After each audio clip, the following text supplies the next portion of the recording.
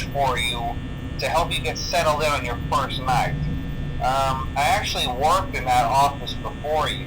I'm finishing up my last week now, as a matter of fact, so I know it can be a bit overwhelming, but I'm here to tell you there's nothing to worry about.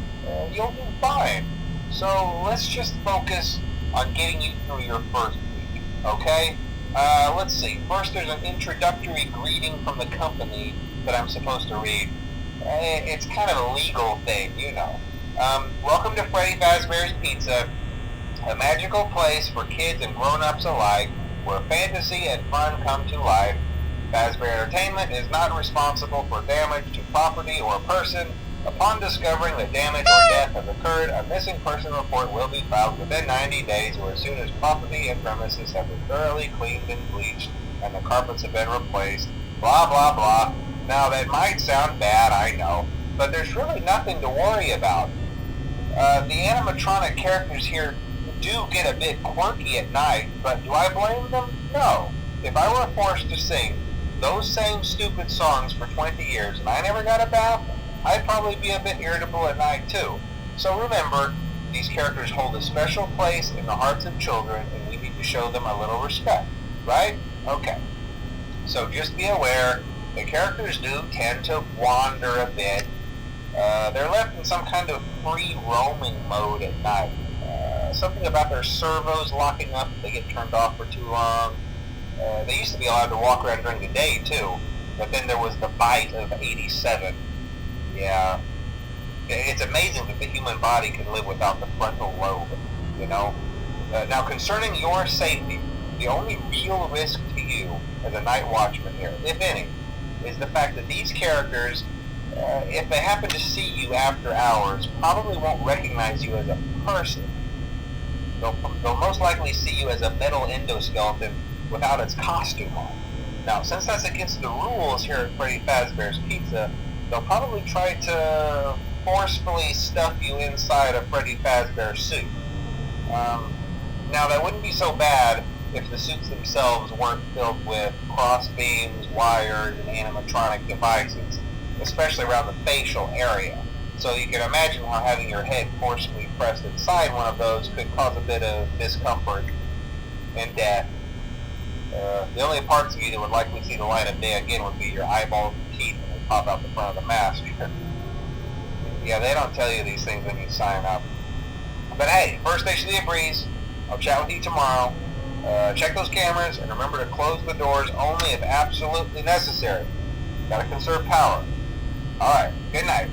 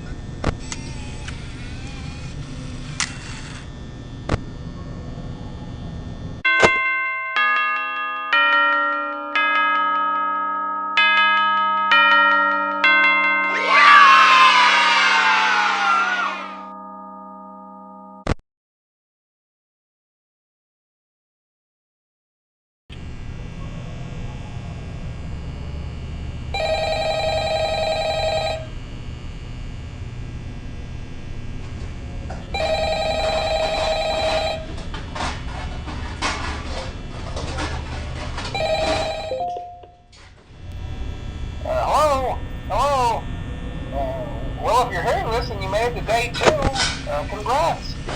I won't talk quite as long this time since Freddy and his friends tend to become more active as the week progresses. It might be a good idea to peek at those cameras while I talk, just to make sure everyone's in their proper place, you know. Interestingly enough, Freddy himself doesn't come off stage very often. I've heard he becomes a lot more active in the dark, though, so hey, I guess that's one more reason not to run out of power, right? I also want to emphasize the importance of using your door lights. There are blind spots in your camera view, and those blind spots happen to be right outside your doors. So if you can't find something or someone on your cameras, be sure to check the door light. You might only have a few seconds to react. Not that you would be in any danger, of course. I'm not implying that. Also, check on the curtain in Pirate Cove from time to time. The character in there seems unique in that he becomes more active if the cameras remain off for long periods of time. I guess he doesn't like being watched. I don't know. Anyway, I'm sure you have everything under control. Talk to you soon.